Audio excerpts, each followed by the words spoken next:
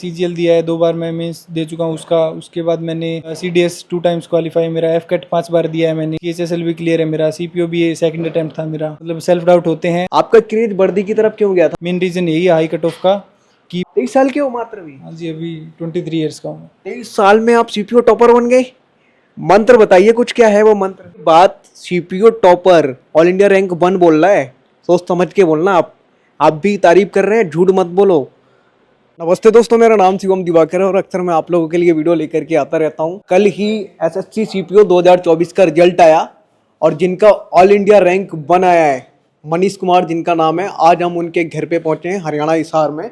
और आइए उनसे बात करेंगे। आप लोगों के बहुत सारे सवाल रहते हैं कि क्या स्ट्रेटेजी होनी चाहिए, कैसे पढ़ना चाहिए, कैसे नोट्स बनाने चाहिए। तो अभी हम मनीष सर के घर पे आए हैं। इनका all India rank 1 SSC CPO 2024 में आया है। कहते हैं किसी की कहानी छुप जाती है, किसी की छप जाती है, तो इनकी कहानी छपनी चाहिए और दिखनी चाहिए, इसलिए ये मैं वीडियो बना रहा हूँ। आइए इनसे जानते हैं। सबसे पहले सर आपको मेरी तरफ से बहुत बहुत बधाई।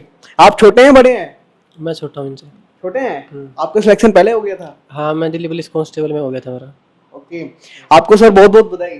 Thank you sir, thank you very much. मैं सबसे पहले आपसे ये जानना चाहूंगा कि हम अपनी स्ट्रेटेजी कैसे बनाए, आपने कैसे तैयार की थी? पता चला है कि आप ऑनलाइन वगैरह पढ़ाई करते थे। स्ट्रेटजी सर, मेरा मानना ये है कि खुद की स्ट्रेटजी खुद को ही बनानी चाहिए, क्योंकि सबकी अलग अलग प्रेफरेंसेस हैं। किसी का कोई सब्जेक्ट कमजोर है, किसी का कोई सब्जेक्ट कमजोर है, तो उनको क्या करना चाहिए कि अपने हिसाब से टाइम को मैनेज करना चाहिए। जो सब्जेक्ट ज़्यादा कमजोर है उसको ज़्यादा टाइम देना चाहिए ऑब्वियसली, जो स्ट्रॉन्ग सब्जेक्ट है उसमें कम टाइम देने से भी काम चल जाएगा। तो स्ट्रेटजी सबकी अलग अलग होनी चाहिए मेरे हिसाब। पता चला है ऑनलाइन ही आप यहाँ पे तैयारी करते थे, आप मुखर्जी नगर जैसी जगह नहीं गए। तो क्या ऑनलाइन पढ़कर भी सिलेक्शन हो सकता है अगर कोई छात्र व छात्राएं चाहें तो? बिल्कुल, मेरा ऑनलाइन से सिलेक्शन हुआ है, तो मैं तो ये कहूँगा कि हो सकता है। मेरी रैंक 1 आई है तो ये मेरी मेहनत से आई है। मैंने टोटली तैयारी जितनी भी थी वो ऑनलाइन ही करी है, ऑफलाइन नहीं गया था मैं कहीं भी। तो ये मेरा मानना है कि बच्चों पे डिपेंड करता है। अगर आपका फोकस ऑफलाइन में बढ़िया बन रहा है, कंसिस्टेंसी ऑफलाइन में बढ़िया आ रही, तो वो ज्वाइन करना चाहिए। लेकिन अगर आप ऑनलाइन में कंफर्टेबल हैं और आपका ऑनलाइन में हो रहा है कि मैं बढ़िया परफॉर्म कर रहा हूँ, तो मुझे लगता है कि ऑनलाइन ही बेटर है। आपके पिताजी आर्मी में थे और पता चला है आपका भी सपना था क्या मैं भी यूनिफॉर्म के लिए तैयारी करूं, और क्या आपने ऐसा सोचा था कि मुझे मिल जाएगी तैयारी करने के बाद यूनिफॉर्म? जैसे देखिए, मैं ओरिजिनल डिफेंस एस्पिरेंट ही था, तो मेरा सपना यही था कि जॉब लेनी है तो यूनिफॉर्म जॉब लेनी है।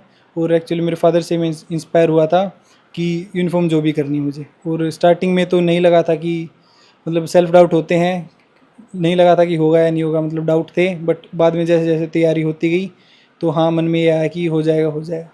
मनीष जी, मैं आपसे ये भी जानना चाहूँगा, जैसे रिजल्ट आया उसके बाद में बहुत सारे स्टूडेंट ये कह रहे हैं कि हाई कट ऑफ था।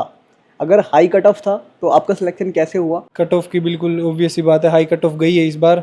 लेकिन इसका यही मतलब है कि बच्चों ने बढ़िया तैयारी कर रखी है सभी की। मतलब इस फॉर्म को निकले हुए भी 1.5 साल से ऊपर हो गया, तो बच्चों को भी काफ़ी टाइम मिल गया था। मेन रीज़न यही है हाई कट ऑफ का कि बच्चों की तैयारी बढ़िया थी। मुझे ये भी पता चला है कि जब आप तैयारी कर रहे थे आपके पिताजी का निधन हो गया था और लगभग मेंस का आपका एग्ज़ाम था। कुछ दिन के बाद ही आप मेंस का एग्ज़ाम देने गए थे। उस टाइम आपने अपने आप को कैसे संभाला था? जी सर, मेरे फादर एक्सपायर हो गए थे, उसके 8 दिन के अंदर ही मेरा मेंस का एग्ज़ाम था। और उसमें सेल्फ डाउट बहुत हो रहे थे ड्यूरिंग एग्ज़ाम भी, बट मैंने कैसे ना कैसे करके खुद को संभाला। उन्हीं की बातें मेरे माइंड में याद आ रही थी और वहीं से हौसला मिला, वहीं से मैं फोकस कर पाया अपने एग्ज़ाम पे। मैथ वगैरह के लिए आप कहाँ से, ऑनलाइन वगैरह कौन से प्लेटफॉर्म से मदद वगैरह लेते थे आप? मैंने मैथ का जो इनिशियल सिलेबस था वो आदित्य रंजन सर से किया था। उसके बाद अगर कोई मतलब प्रैक्टिस की थी, अगर कोई कंसेप्ट में कमी रह जाती थी तो मैं दोबारा से वीडियो देखता था, वहाँ से कंसेप्ट क्लियर करता था, दोबारा उसको रिवाइज करता था और उसी टॉपिक के मैं क्वेश्चन लगाता था पर्टिकुलरली। आदित्य रंजन के बारे में ऐसे सवाल उठते रहते हैं क्योंकि वो बहुत पॉपुलर हैं कि आदित्य रंजन सर केवल बेसिक से पढ़ाते हैं। क्या आदित्य रंजन सर सच में बेसिक पढ़ाते हैं या फिर बेसिक से पढ़ाते हैं? यहाँ पे आप टॉपर हैं, आपका ऑल इंडिया रैंक बना है, आप अच्छे से बता सकते हैं अगर आपने उनसे पढ़ाई करी है तो।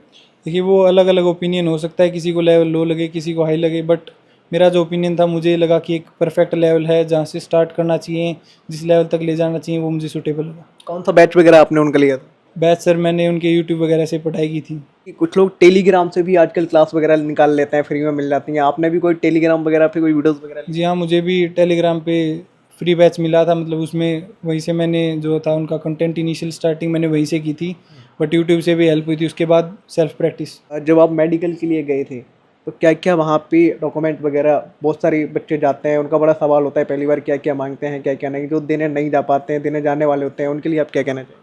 देखिए मैं भी स्टार्टिंग में कन्फ्यूजन में था कि क्या क्या डॉक्यूमेंट्स लगते हैं, बट वो कहीं ना कहीं जो टीचर्स हैं वो भी हेल्प करते हैं कि जो जो रिक्वायर्ड डॉक्यूमेंट्स हैं उनकी लिस्ट वगैरह सर्कुलेट हो जाती हैं, तो वो जैसे जैसे उस स्टेज तक पहुँचते हैं वो पता चल जाता है उन चीज़ों का। स्ट्रेटेजी क्या थी आपकी? 6 महीने की थी, 1 साल की थी, 2 साल की थी, या केवल 3 महीने की थी? बहुत सारे स्टूडेंट कहते हैं हमने तो बस 1.5 से 2 महीने तैयारी की है, कोई कहता है हम तो 2 ढाई साल से कर रहे थे।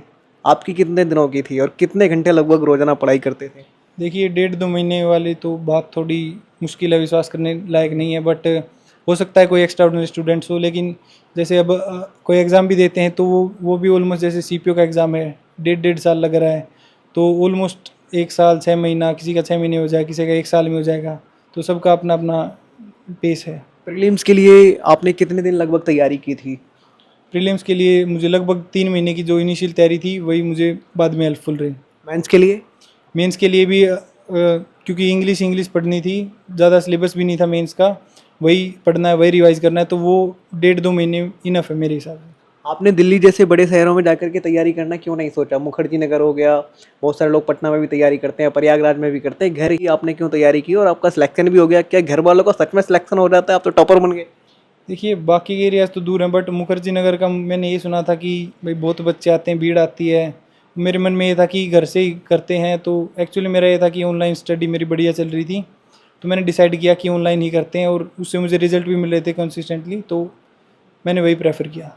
ये बताइए, आपकी माताजी बैठी हैं, जब रिजल्ट आया था जिस दिन, सबसे पहले आपने देखा था, फिर माताजी को बताया? सबसे पहले तो मैं था और मेरा भाई था, मेरी मम्मी थी, तो रिज़ल्ट मेरे भाई ने चेक किया था।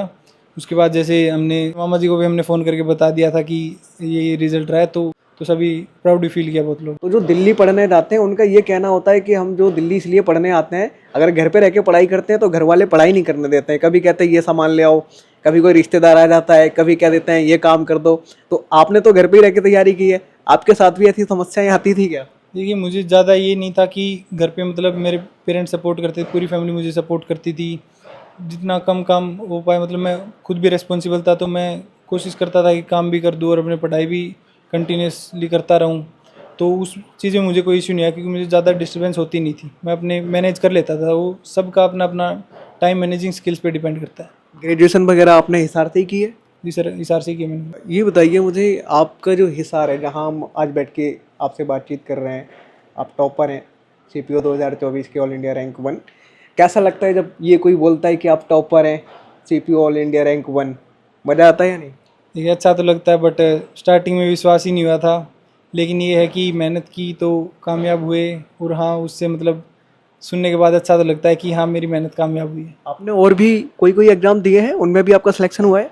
अदर एग्ज़ाम्स भी मैंने दिए हैं, जैसे CGL दिया है, 2 बार मैं मेंस दे चुका हूँ उसका। उसके बाद मैंने CDS 2 टाइम्स क्वालिफाई, मेरा FCAT 5 बार दिया है मैंने, CHSL भी क्लियर है मेरा, CPO भी ये सेकंड अटैम्प्ट था मेरा, तो मैंने काफ़ी एग्ज़ाम्स क्वालिफाई किए। अच्छा ये बताइए, ये जो हरियाणा के लड़के या लड़कियां हैं, यहाँ पे खेल का बहुत ज़्यादा क्रेज रहता है, खेल कूद का। आपका क्रेज वर्दी की तरफ क्यों गया था? वर्दी का भी यहाँ पे काफ़ी बड़ा क्रेज देखा जाता है, और दिल्ली पुलिस में हरियाणा वाले ज़्यादा जो लड़के लड़कियां हैं वो देखे जाते हैं, इसकी क्या वजह हो सकती है? देखिए एक तो मुझे ये लगता है कि नेबरिंग हमारे एरिया में पड़ता है, तो मेन रीज़न तो यही है कि नज़दीक है सबसे। उसके अलावा हरियाणा में ज़्यादा यही है कि बच्चे गवर्नमेंट की जॉब की ही तैयारी करते हैं, तो उसी तरफ ज़्यादा मतलब मासिस का रुझान उसी तरफ है कि भाई हमें यही तैयारी करनी है।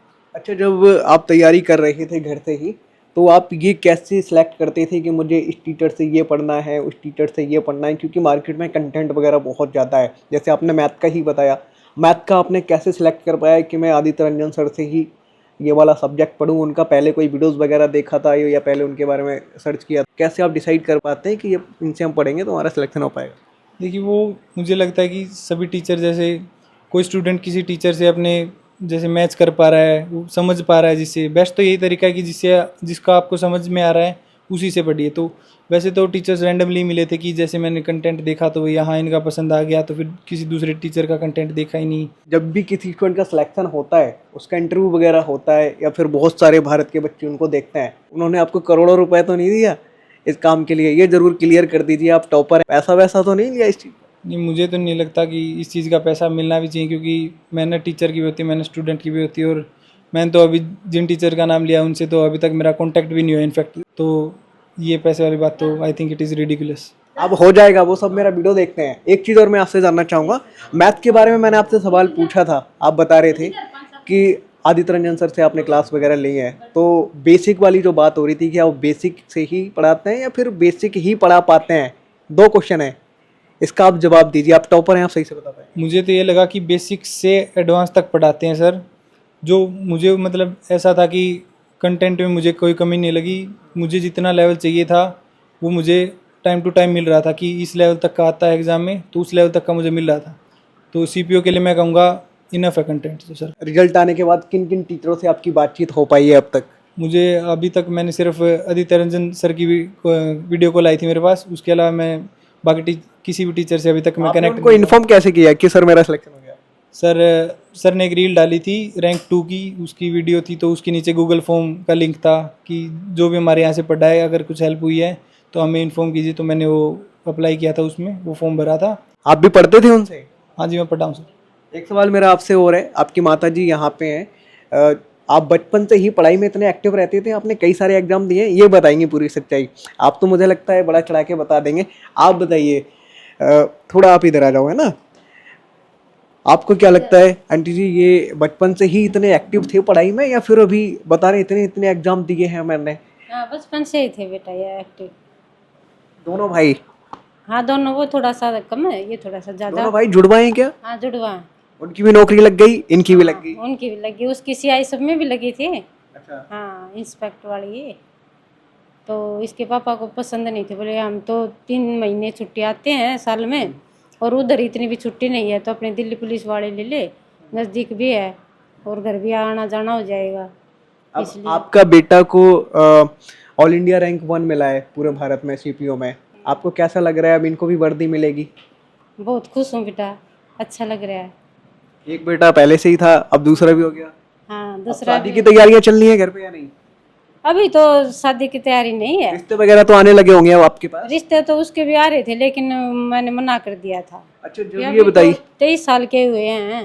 दोनों 23 साल के हुए हैं? हाँ 24वीं साल शुरू हो रही है इनकी। आप 23 साल के हो मात्र भी? हाँ जी अभी 23 ईयर्स का हूँ। 23 साल में आप सीपीओ टॉपर बन गए। मंत्र बताइए कुछ, क्या है वो मंत्र? देखिए मंत्र तो यही है सर, एक कि कंसिस्टेंसी और डिसिप्लिन, मेहनत करेगा उसका हो ही जाएगा। तो मेरा सीक्रेट तो यही था कि जो मैंने एफर्ट डाले थे उनसे मेरा हुआ सर, यही है सीक्रेट मेरा। आंटी जी जब बता रहे हैं कि इनके पापा जी थे, उनका निधन हो गया, तो सामाजिक ताने वगैरह आते थे आपके पास भी कि अकेली माँ है, पता नहीं कैसे परिवार का पालन पोषण करके पढ़ा पाएंगे लिखा पाएंगे, यानी ऐसे दबाव आते थे ताने नहीं वगैरह? ऐसे हमारा पीछे परिवार बहुत अच्छा है, मेरे पास रहती थी, एक दो तो मेरे पास ही रहती थी।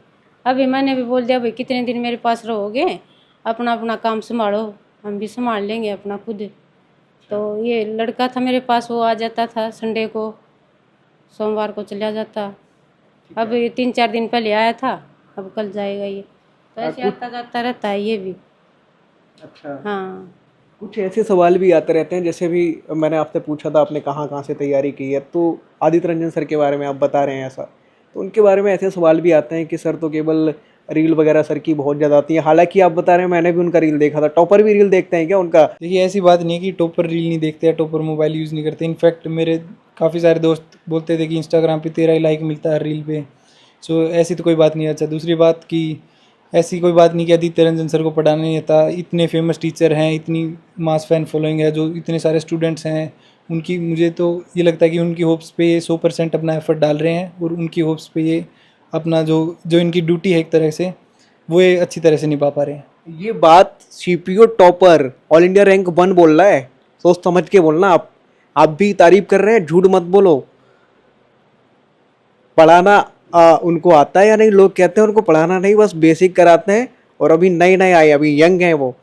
देखिए वो तो नेगेटिव जो होते हैं रिव्यूज़ वो हर किसी के होते हैं, चाहे कोई कितना ही बड़ा इंसान हो। बट मैं कहना चाहूँगा कि सीपीओ के लिए सर ने जो कंटेंट प्रोवाइड किया था मेरे लिए वो इनफ था सर। ये मुझे ऐसा ही लगता था। नहीं ऐसा मत बोलो यार, आप जो सच है वो बताओ, ये मत बताओ।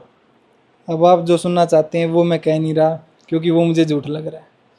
मैं तो जो लोग बताते हैं वही कह रहा हूँ कि आदित्य रंजन सर बेसिक से पढ़ाते हैं, टॉपर झूठ तो नहीं बोल रहे हैं कभी।